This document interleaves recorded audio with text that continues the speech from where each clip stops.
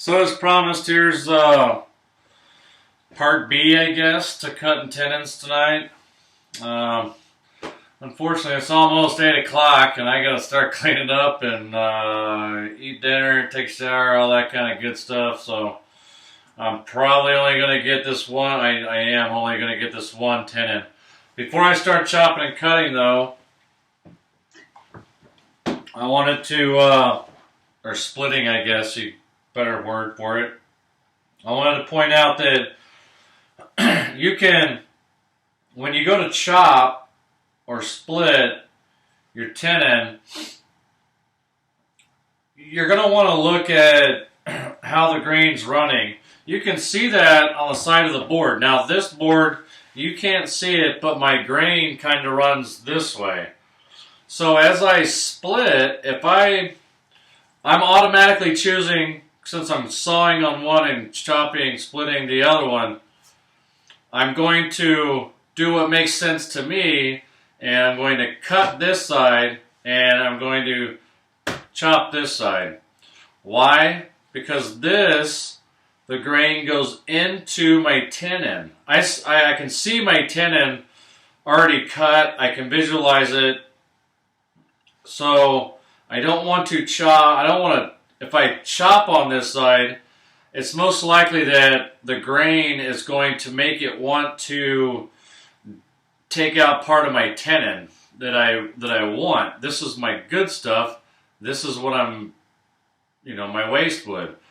So what I don't want to do is chop it, testing the water, so to speak, and realize that I took too heavy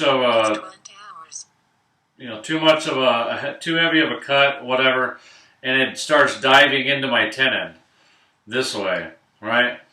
So I'm going to chop over here because it's still going that way, and it'll end up being, whatever I chop here, I could go almost right to my line. I'm not going to, obviously. I'm going to start halfway through and actually test the waters to make sure that what I'm reading as grain on this side is what's actually going to happen. And it looks it's reading pretty even on both sides. That's not always the case. It's actually reading a little straighter on this side, so this will be a little bit more predictable when I go to chop out over here. So, without further ado, I'm going to go ahead and cut this. And that's what I was saying earlier, that it takes longer than you probably think to cut a tenon that is, 6 inches or, in this case, 5.5 inches wide and 5.5 inches deep. It's a big flat cut, and that's why another reason I prefer to chop, because I have more control. I mean, it's such a large surface to cut. But I am going to employ the technique that I used in cutting the legs, that I learned and used in cutting the legs. And I'm going to cut, I've kind of got it, my leg cocked at an angle, or my board for the tenon cocked at an angle, like so. To make it easier, if it was straight up and down, you'd start off like this anyway, so just put it at that angle, right? So, makes sense to me anyway. This is how I do it when I chop, or when I cut with a saw. So I'm going to cut this way, get confident, go across the top slightly, and then I'll flip it, right? So, here goes. Now, I've cut it straight up and down before too, but whatever. Just make sure that you're cutting on this side of the line. Don't cut into your tenon. Visualize your tenon, know where it is, and cut to the waist side of your line. Because you can't change the size of your mortise. You already cut that. So if you were to cut too thick, cut into your tenon over here, guess what? You gotta cut it way further past your line over here, and it's still gonna, you won't probably notice it because it won't be that bad, that noticeable a difference when just somebody randomly looks at your bench, but you're gonna know it, and that's what counts. And I don't cut right. I mean, I don't cut right on the other side of the line. I'm cutting a little bit off. Gives me a little bit of room for error, and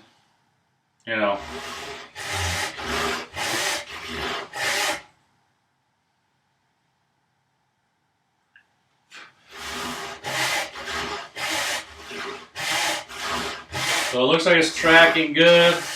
I'm watching across the top.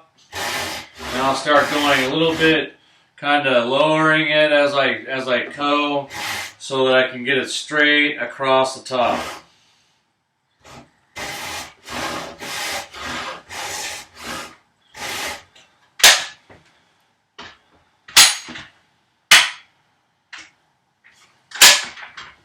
A little too much of an angle. Now make sure you draw those in with a pencil line, because you're not going to be able to see your little knife marks that you made with your marking gauge.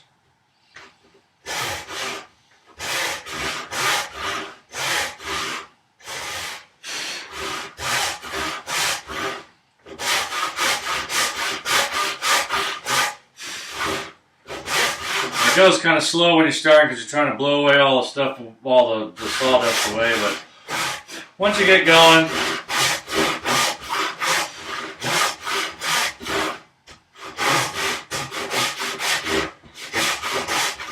it's not bad. Not terrible.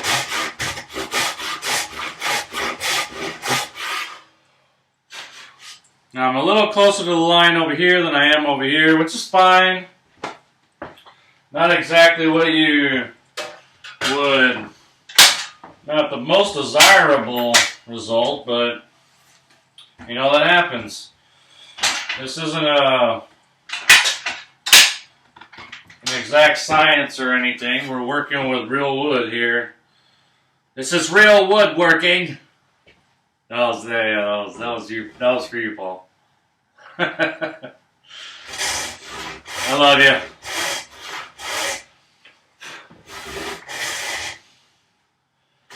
So just like the other one that I showed on cutting the legs, when you use this this method, technique, whatever, go up and peek. Make sure you're not going on the wrong side of your line. Make sure your saw is straight.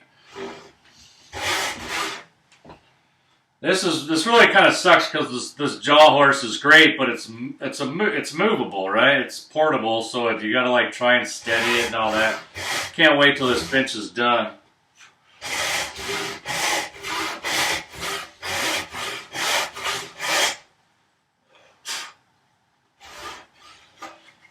So see, it looks like I'm already diving in, so now I have to correct, but that's fine. I'm on this side, and it's much easier to correct because I'm over here.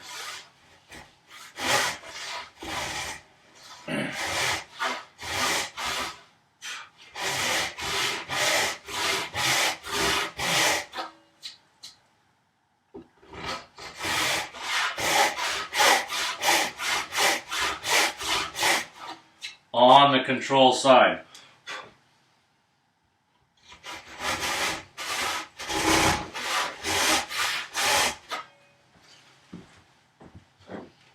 I lubed it up once. I'm just, as you get deeper and deeper in this thing, it's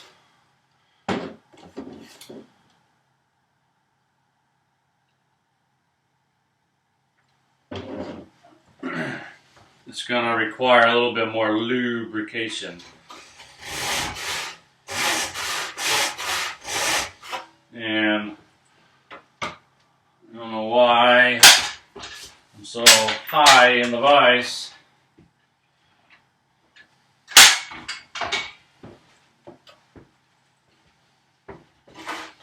See, for me, this is really, I mean, I'm slow going. I'm trying to not screw it up. But it's so much faster when you chop. As long as the grain is working the way you want it to, anyway. So.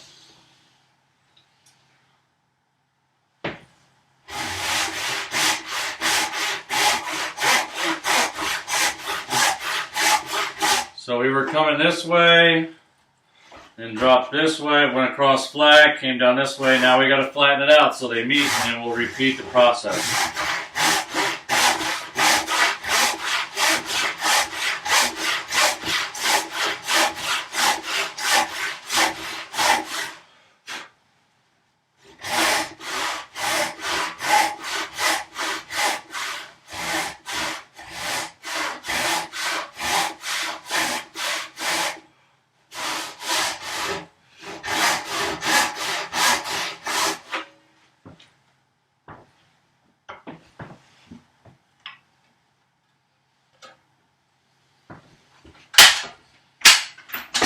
I'm getting a little bit closer over here than I want to. I'm correcting, but you know, it's still aggravating a little bit, but it's all right. I'm not past the line, so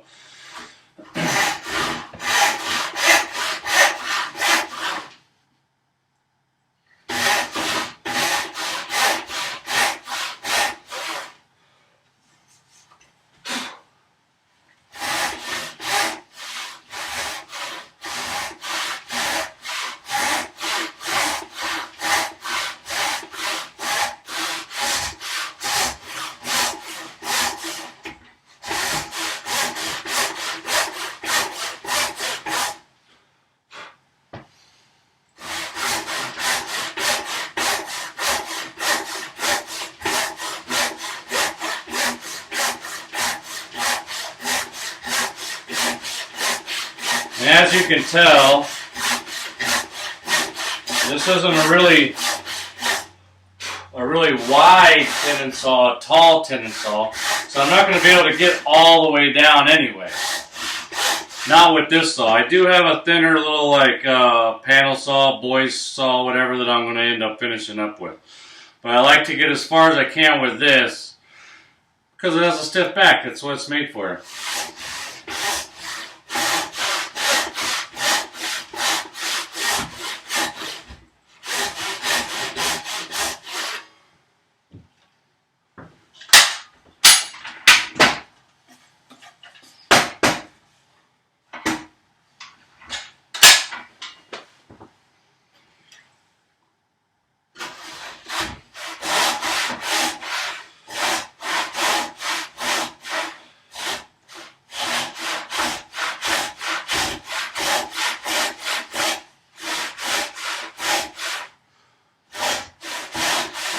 A little correction there. That's okay. That's the great part about this. I already know I'm going to screw it up with a tenon this large. So flipping it over like this gives you that ability to correct your screw up. We all haven't been cutting and woodworking for 50 years, so we all wish we have, but alright. So now I'm all the way as far as I'm going to get with that saw. And some of these I need a sharper edge on them. This is just this is a small panel saw. I think it's somewhere around the 21 inch range. 21 inches. But it's got a really thin blade. It's around the same. If you go with a thicker, more aggressive saw, then you may end up having to a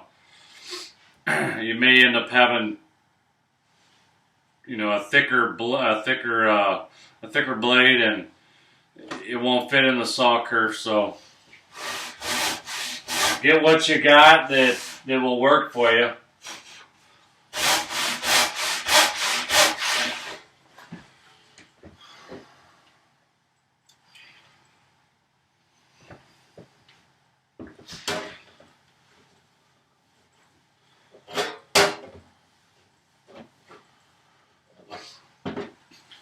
This is one of my favorite saws. My favorites, you know, short panel saws. And with all the corrections in there, you're going to notice that that your saw blade itself is going to start binding a little bit in something this large, because it's covering more surface area of the actual saw blade itself. I can feel it. It's not really giving me a bunch of friction, like actually stopping it. The oil helps. I mean, it still glides pretty smooth through the cut, but you can definitely feel it. It's not it's not 3/4 inch stock here.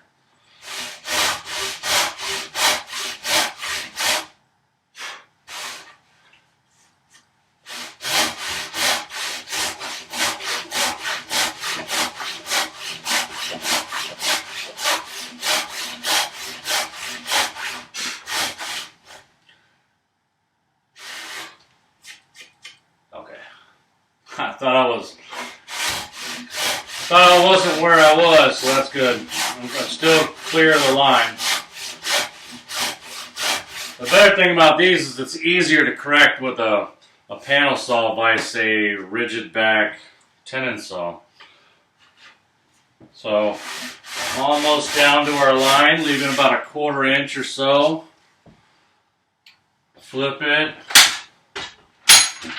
And then that last little bit will go straight down. So this might be a little bit safer and a little bit easier for irregular grain or knots or something like that. I think it takes a little bit longer, as long as you get lucky with the splitting. Sometimes that can be a real pain in the butt.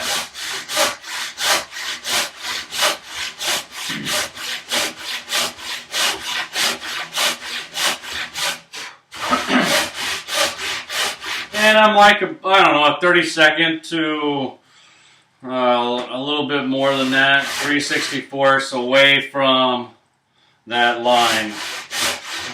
That'll give me just enough to route down to the proper dimension as I'm fitting it up to the mortise. So I'm getting really close, and I should be, you can hear it. That's the great thing about working with hand tools. You can engage all your senses. And right now I can feel it coming off. I can smell the wood. It's beautiful. I can hear it. I can feel it in the saw in this hand, in my saw hand. I can hear it, the change in the pitch as it gets closer.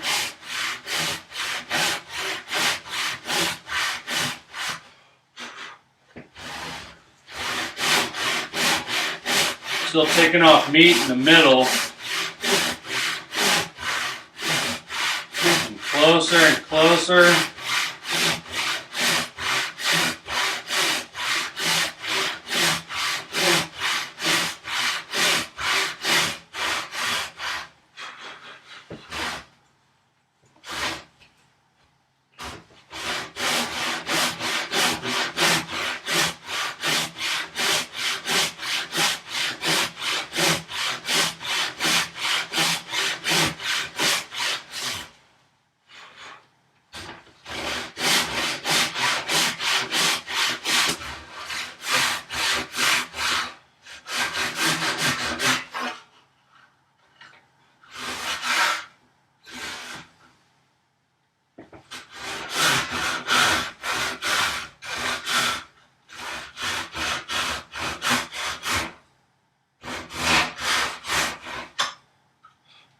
Hanging on by a thread there.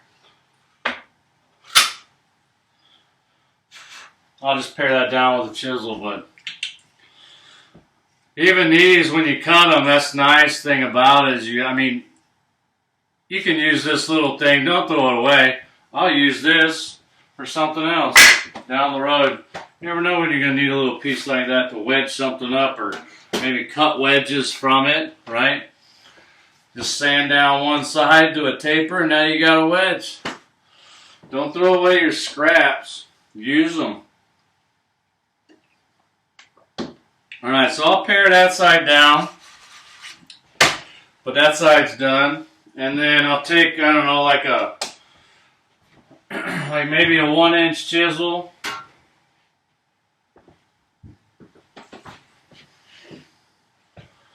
And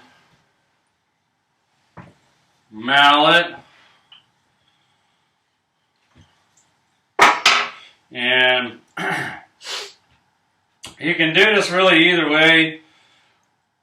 I like to go with the bevel towards the tenon because that's going to drive the tenon away, or drive the chisel away from the mortise, or from the, can't talk today. It'll drive the chisel away from the actual tenon meat, right? So always, I will straighten this board up for one. But I'll start halfway down the tenon.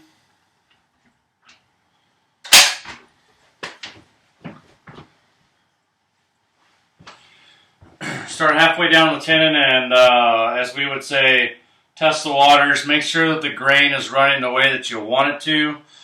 Start over here so you can see it. There's a knot over here on this side too, so we'll be able to see that as well. So, as you can see there, it's, well, I guess you can't see. But it is splitting. It's actually riding out this way, more so than I thought it would. But it's in the right direction. That's because of that damn knot. No, a little knot, but it still is not, nonetheless.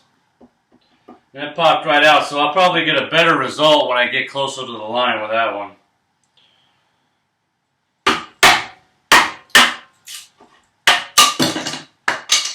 And it all just splits right out to that cross cut, right? The cross cut, when we made the cross cut for the cheek, it cuts right out to that. And I actually have, and don't be afraid of it, this is a tenon, it's going to be all up in your mortise. Great back scratcher. But I have a check right here that goes most of the way down my tenon. But it's all going to be pinned in place and everything else. It's going to be fine. And I will probably end up filling that with something to stop it from checking. And we'll just go ahead and finish.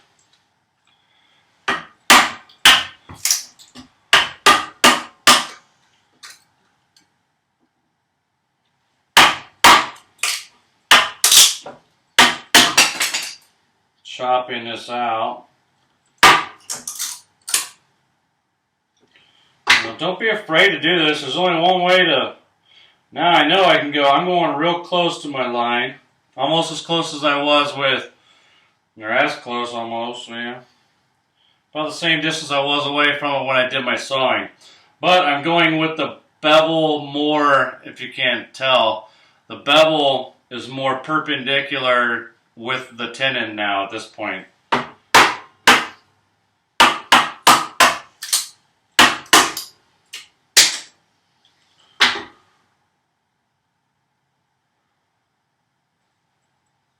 And I don't go straight to the line only because when I go to route, I want to know where my line is and not assume it's right where I cut.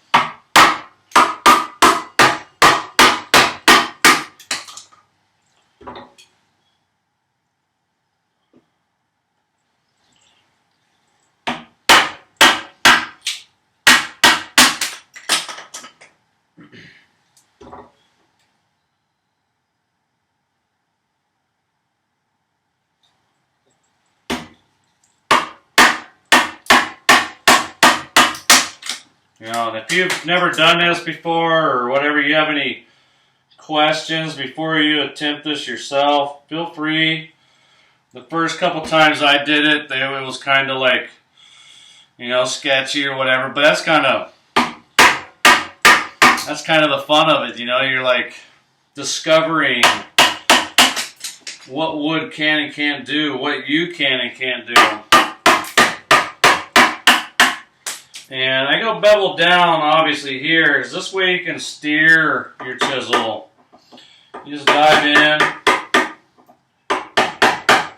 Now, at this point, I'm usually horizontal, but I'll go ahead and go horizontal now. But you see how quick that is. And if it's straight grain, this isn't, it's not real straight, but it's not terrible either. If it's straight grain, it's super easy.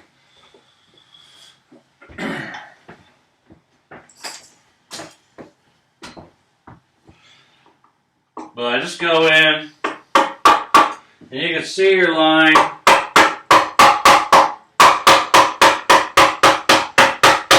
And just steer your chisel back to your crosscut. Big old chunks of wood. And then you can use that to guide the rest of your way across the board. And, you know, keep an eye. Sometimes I just go to the other side. That way I have a reference. I know where I'm at on both sides of the tenon. Here's that knot.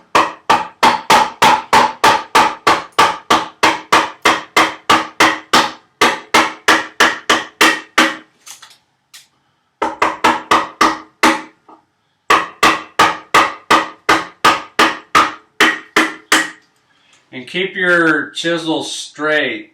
Don't cock it this way or this way. It's going to screw everything up. Get it as close as you can.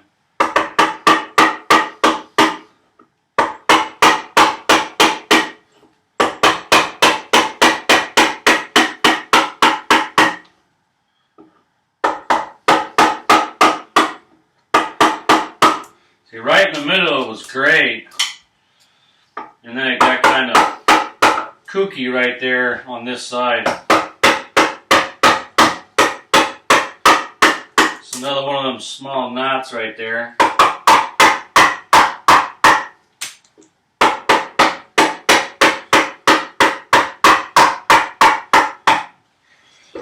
And you can see, once you get down a little bit, you can see how close you are to your line. You can see also how close you are up against that shoulder, because you've already cut that shoulder to depth, so it's just a matter of cutting to that depth.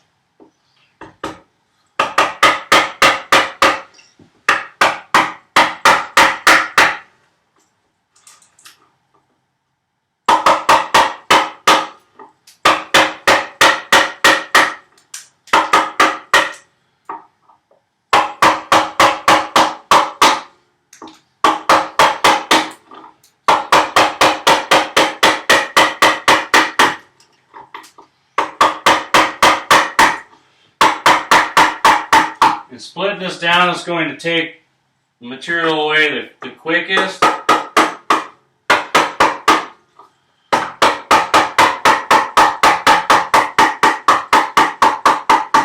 Remember, sometimes slow is fast. So last thing you want to do is start rushing through this and screw it up. Then you got to start all over again. Been there, done that. That's no fun.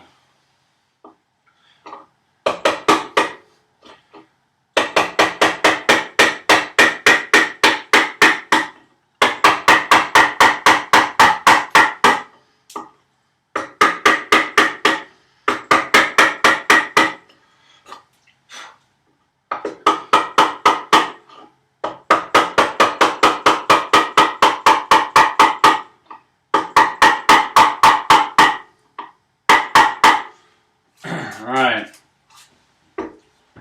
now you can get down in there with a wider chisel. The widest chisel I have out right now is my 1.25 inch. And you just you can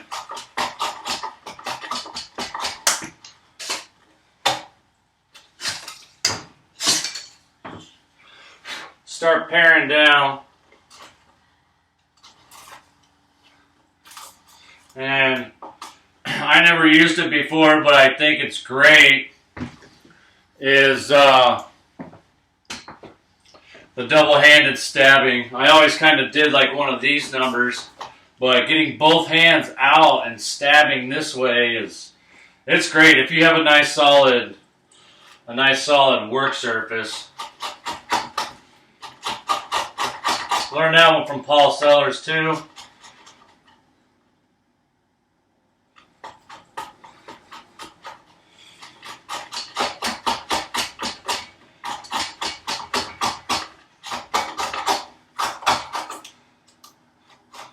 So you keep doing this until you get closer and closer to your line. Now, this will get you close, and you have to do this to both sides. You got to do this to the side you cut too with the saw.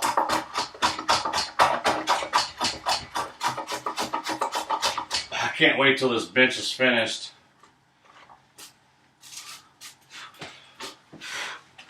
And I still have a ways to go, but I haven't used it in a hot minute, but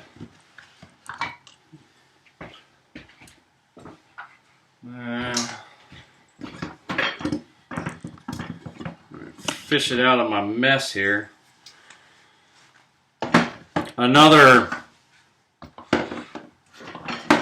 Yet another awesome, I'll call it gift of knowledge from Paul Sellers and Wrangler Star, Cody from Wrangler Star, is Poor Man's Router. Poor Man's Router. You can see I've used it in a bunch of different positions over the time I've been woodworking. Now, some things that I've done, I just took a four-in-hand and a wood file, and rounded off some of the major spots where I'm usually holding it. I didn't round it off there because my holes are a little too close to the edge, but that I use. And pay attention when you drive this chisel through. This is a 1/2-inch chisel. When you drive this through, make sure that it is square. And it's tough. It's not easy, but you can see it's pretty damn square. I've seen them like cocked over and twisted and all kinds of crap. Get it as close as you can to straight and everything. And then what you do, now I've planed this side down. This side's nice and planed. And what you do is, this face is parallel, and you want this to be parallel to this. So you just set it on here, and you start moving it back and forth.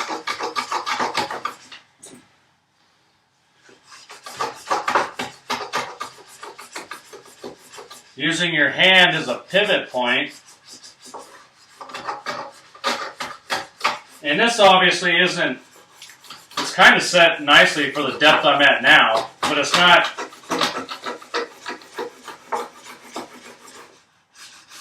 not set for the depth, my final depth. My final depth, you basically just take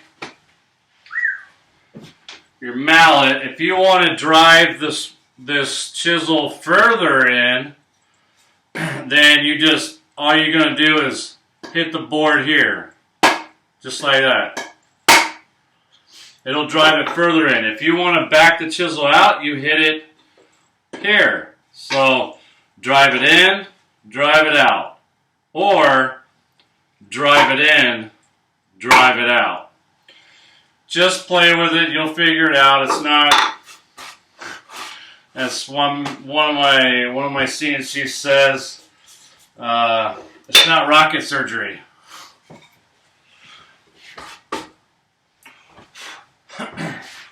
So I went a little bit deeper.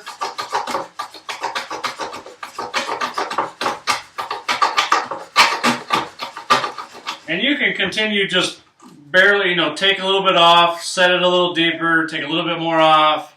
And that would be fine, and holy crap, it's almost 35 minutes long. But what I usually do is I pare down with the hand, by hand with the chisel, and I take this, right, so I got to set it a little bit deeper. And I just keep going, setting it until I get down to my line, right? So I just slightly set it and then check it. So I'm getting there.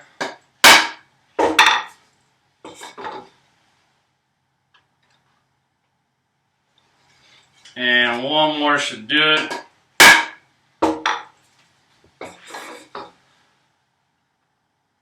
And perfect, I'm right at my line. So now I know that this is set. And when I flip it over, because I'm equidistant, it's already going to be set for the other side too. It's a beauty. Beautiful, beautiful thing. And the last thing is when you go to make this is nothing but a chopped up 2x4. And I planed it 4 square and started drilling some holes in it, playing around with the angles and locations. And there's a couple locations I used, but as you can tell, this is kind of, I got it square and straight, which was amazing. So I haven't moved it since. It's just been kind of there. And I need to find a different chisel than one of my sweethearts in here. But it's working, so I'm not messing with it just yet. I might modify this by taking a chunk out right here, like pull the chisel out and then gouge like a little relief in there. Because a lot of chips, when you start getting a little bit heavier, some of the chips get caught up in there and it kind of throws you off a little bit. You got to dig them out real carefully and then go back to town. This is the 1/2-inch chisel, and I think I went in with a 7/16 drill bit, auger bit. The angle, it's about a 45-degree angle. I mean, it's not perfect, but, well,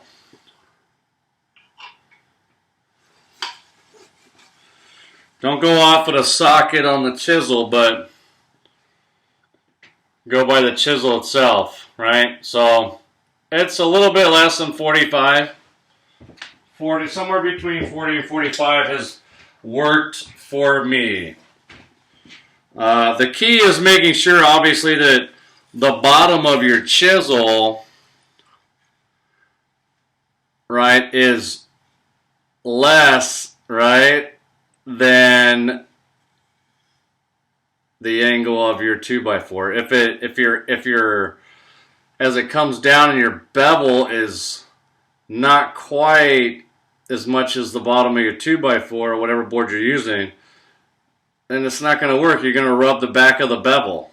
It's got to be, at a steep enough angle to actually use just the cutting edge of the chisel. So be aware of that when you go to drill your angle.